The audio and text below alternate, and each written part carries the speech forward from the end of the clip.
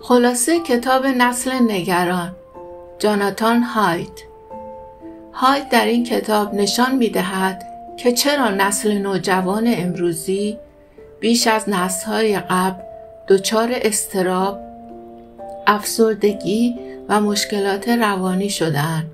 او معتقد است که تغییر بزرگ در شیوه بزرگ کردن بچه‌ها و رشد شبکه‌های اجتماعی نقش اساسی در این بحران دارد. نکات کلیدی: 1. کودکی امن اما محدود. والدین امروزی بیش از حد مراقب فرزندان هستند. بچه‌ها کمتر فرصت بازی آزاد در فضای باز، استقلال و تجربه‌های واقعی دارند. این کمبود تجربه باعث می‌شود وقتی وارد نوجوانی می‌شوند، مهارت مقابله با استرس و مشکلات واقعی زندگی را نداشته باشند. 2. ظهور گوشی هوشمند و شبکه‌های اجتماعی. از حدود سال 2010 به بعد، نوجوانان زمان زیادی را در اینستاگرام، تیک تاک و سایر پلتفرم‌ها می‌گذرانند.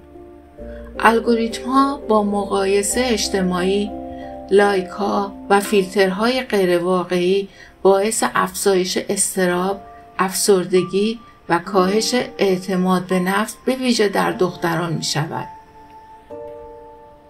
3. دو قطبی جنسیتی. پسران بیشتر درگیر بازی‌های ویدیویی و انزوا می‌شوند. دختران بیشتر درگیر مقایسه ظاهری و روابط اجتماعی آنلاین می‌شوند و بیشتر دچار افسردگی و اضطراب هستند. 4. افزایش بیماری‌های روانی.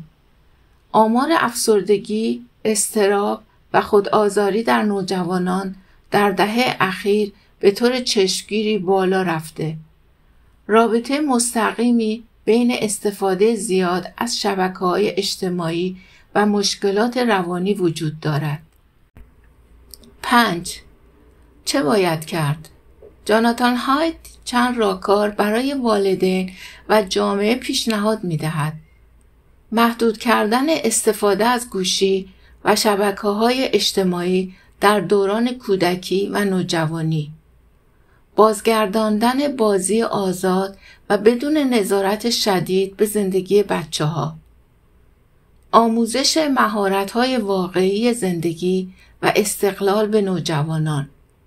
تغییر قوانین مدارس و حتی سیاست‌های دولتی درباره حداقل سن استفاده از شبکه‌های اجتماعی. پیام اصلی کتاب: هایت هشدار می‌دهد که اگر نسل جدید همینطور در فضای دیجیتال غرق بماند، آینده‌ای پر از اضطراب، افسردگی و ضعف روابط انسانی خواهیم داشت. اما اگر والدین، مدارس و جامعه دوباره به اهمیت بازی، استقلال و ارتباطات واقعی توجه کنند، می توانیم نسلی سالمتر و شادتر پرورش دهیم.